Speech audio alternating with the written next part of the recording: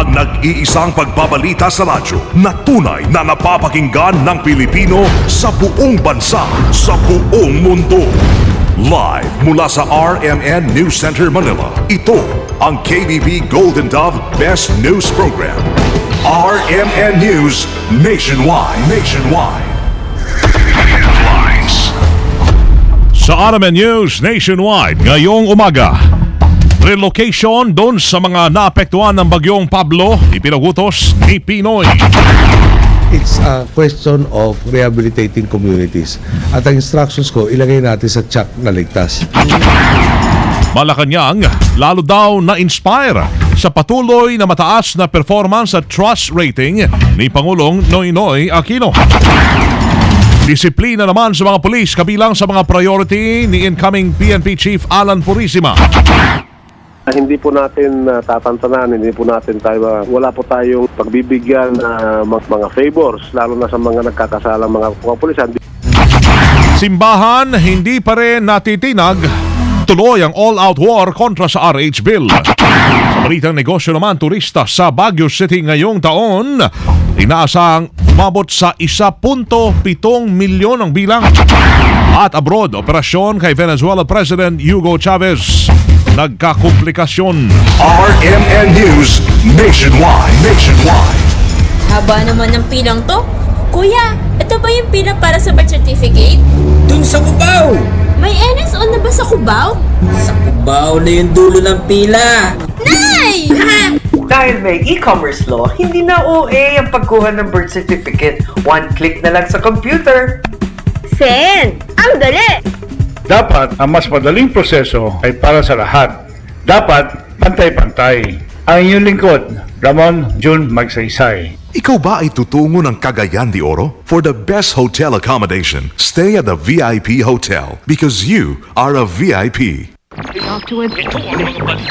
Sa Pilipinas, maraming radyo pero iisang network lamang ang may pinakamaraming numero 1. DYHP Cebu, number 1. DYRI Iloilo, number 1. DXDC Davao, number 1. DXRZ Zamboanga, number 1. DXCC Cagayan de Oro, number 1. DYHB Bacolod, number 1. Sa kasaysayan ng radyo sa ating bayan, sa iisang tahanan lamang nagmumula ang mga number 1. RMN, pinakamaraming nakikinig. RMN, pinakamaraming natutulungan. RMN, pinakamaraming advertisers. RMN, pinakamaraming number 1. Jensan, Iligan, Pagadian, Dipolo, Cotabato, pinakamaraming himpilan. Naga, Baguio, Dagupan, Viga, Lucena, Kawayan, Legazpi, Masbate, Ormo, Tugigaraw, Cotabato, Coronadal, Surigao, Dipolo, Malaybalay, Ozamis, Sorsogon, Butuan, Calibo, Rojas at Metro Manila. In history, it is written, number 1 is Tatak RMN. Live via satellite. RMN News Nationwide. Buenos dias, Pilipinas. Umaga na ng Biyernes ngayon, Desyembre 14, 2012. Ito ang RMN News Nationwide. Muli ako si Weng de la Peña. Mabuhay Pilipinas, ako po si Badio Veras. Tayo live sa DWDY 1107 RMN Kawayan, DWNX 91.1 RMN Naga, DXCC 828 RMN Cagayan de Oro at DXRS 918 RMN Surigao. Live international by www.rmnnews.com. RMN News Nationwide. Pinagutos na ho ng Pangulong Noynoy Aquino na i-relocate na sa mas ligtas na lugar ang mga residente na lubang naapektuhan ho ng bagyong Pablo sa Visayas at Mindanao. Ito ang kanyang inihayag sa isang ambush interview kahapon sa pagdalo nito sa 79th Foundation Anniversary ng DOLE sa SMX Convention sa Pasay City. Ayon kay Pinoy, prioridad ng pamahalaan ngayon ang rehabilitasyon sa mga lugar na nasalanta ng bagyong Pablo, partikular na sa Barangay Andap, New Bataan, Compostela Valley, isa sa mga malubhang sinalanta. Kaya naman ipinagutos na nito ang inventory sa pinsala ng bagyo. We were discussing yung sums na kakailanganin para magkaroon ng assistance sa lahat ng totally damaged yung bayan. Tsaka yung, pati na rin yung mga partially damaged. In Combal alone, I think there are something like 83,000 families affected. So, not probably all of them will need assistance. Pero meron rin talaga, kailangan naman tayong tulungan doon. It's a question of rehabilitating communities. At ang instructions ko, ilagay natin sa check na ligtas.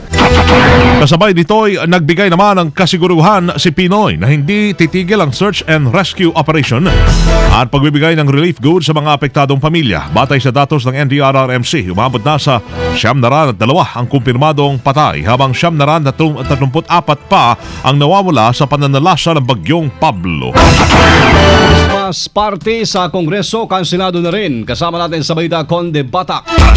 RMN Report! Kanselado na rin ang Christmas party sa Kongreso maging ang party na inhenda para sa media. Ang kanselasyon ng Christmas party sa Kamara ay bunsod na rin ng naganap na kalamidad sa Mindanao dahil sa bagyong Pablo. Ayon sa tanggapan ni House Speaker Sonny Belmonte, hindi sila magdiriwang dahil hindi maganda na sila ay nagsasaya habang marami pa rin ang nagdurusa at nagdadalamhati dahil sa pinsala ng bagyong Pablo. Nakahanda na rin ang tulong na ibibigay ng Kongreso kung saan mahigit 1 milyon ang tulong pinansyal na nalikom mula sa mga kongresista. Kasama mo mula sa Kamara para sa DZXL 558, Conde Batak, Tatak RMN. Operasyon ngayon mga kasama sa Malacanang ang mataas na performance at trust rating pa rin ni Paulong Benigno Noynoy Aquino III. Batay na rin sa Pulse Asia Survey.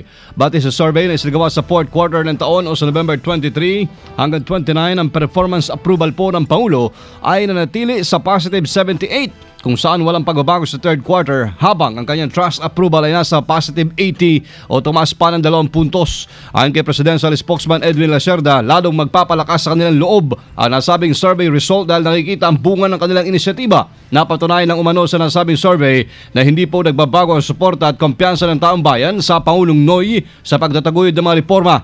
Manatili ani nagabay na administrasyon ang prinsipyong ang public office ay isang public trust upang hindi mawala sa tuwid na landas. Ipagpapatuloy pa rin ni incoming PNP Chief ang mga nasimulan na programa ng Philippine National Police. Sa interview ng RMN kay PNP Deputy Director General Alan Purisima, bukod sa pagpapatuloy ng Patrol Plan 2020, isa rin sa kanyang tututukan ay ang organizational development, competence, professionalism at disiplina ng kapulisan. Bibigyan lang po natin ng focus yung ating iba't ibang mga gawain, kagaya po ng competence ng ating pong mga kapulisan. Pangalawa po, yung organizational development. Ito po yung streamlining po lahat ng mga opisina po, lalo na po dito sa Camp Crame, na dapat yung mga pulis ay nagpapatrolya sa kalsada. Pangatlo po ay yung disiplina na hindi po natin tatantanan, hindi po natin tayo, wala po tayong pagbibigyan mga favors, lalo na sa mga nagkakasalang mga bibigyan po natin sila ng nararapat ng mga parusa kung sila po yung mapapatunayan na nagkasala. Iniyak din ni Purisima na hindi nila tatanggapin ang mga napatunayang sangkot sa leakage sa entrance exam ng NAPOLCOM noong nakaraang taon hoto. Kasabay niya, nagpasalamat naman si Purisima kay Pangulong Noynoy Aquino, DILG Secretary Maroas at outgoing PNP Chief Nicanor Bartolome sa kanilang pagpili sa kanya bilang susunod na hepe ng kapulisan.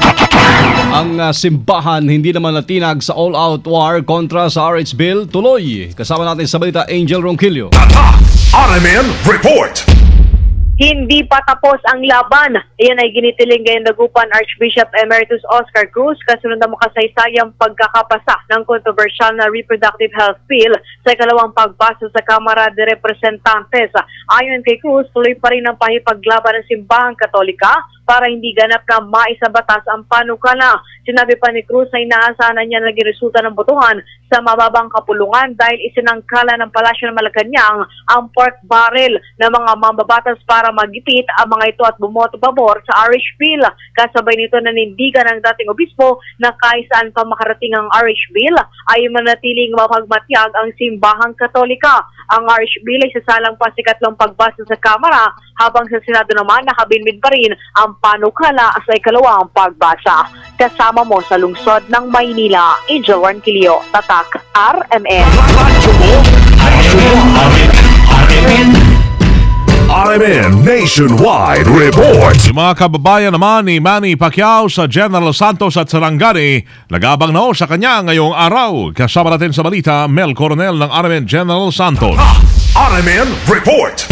Inaasahan pa rin na mapupuno ang mga kalye dito sa lungsod ng General Santos na siyang dadaanan sa pag-uwi ni Sarangani Representative Manny Pacman Pacquiao upang masilayan ang kanilang idolo. Sa naging obserbasyon ng Radyo Mo Nationwide, Jensen, marami nang nakasabit na mga tarpaulin sa iba't ibang mga lugar sa lungsod na nagbibigay pagsaludo kay Manny Pacquiao na kahit pa man natalo laban kay Marquez, ipinakita pa rin nito ang kanyang makakaya at pagkilala sa sanlibutan.